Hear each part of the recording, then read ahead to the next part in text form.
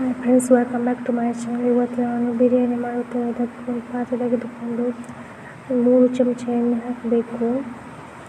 ನಂತರ ಎಣ್ಣೆ ಕಾದ ನಂತರ ಇದಕ್ಕೆ ಹಸಿಮೆಣಸನ್ನು ಹಾಕೋಬೇಕು.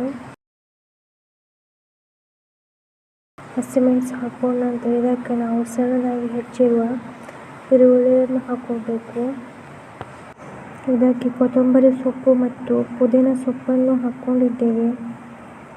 ಇದನ್ನು ಸಹ ಚೆನ್ನಾಗಿ ಫ್ರೈ ಮಾಡ್ಕೊಳ್ಬೇಕು. ಟೊಮೆಟೊವನ್ನು ಹಾಕಿ ಫ್ರೈ ಮಾಡ್ಕೊಳ್ಬೇಕು. ಸ್ವಲ್ಪ ಉಪ್ಪನ್ನು ಹಾಕೋಬೇಕು.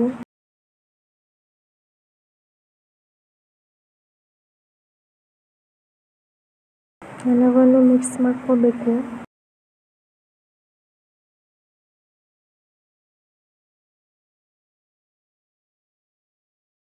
ಚೆನ್ನಾಗಿ ಫ್ರೈ ಮಾಡ್ಕೊಳ್ಬೇಕು ಫ್ರೆಂಡ್ಸು.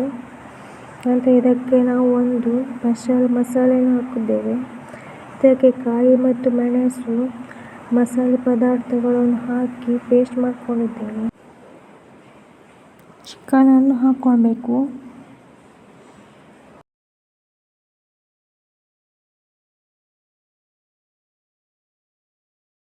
ಇದನ್ನು ನಾವು ಚೆನ್ನಾಗಿ ಕುದಿಸ್ಕೊಳ್ಬೇಕು.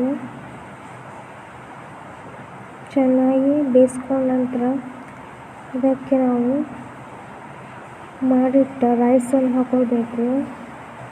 ಇದು ಕೊಚ್ಚಕ್ಕಿ rice.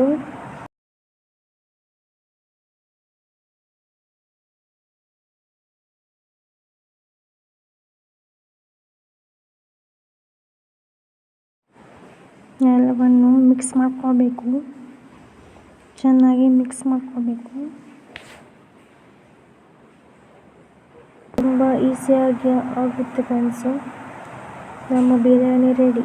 Thank you for watching.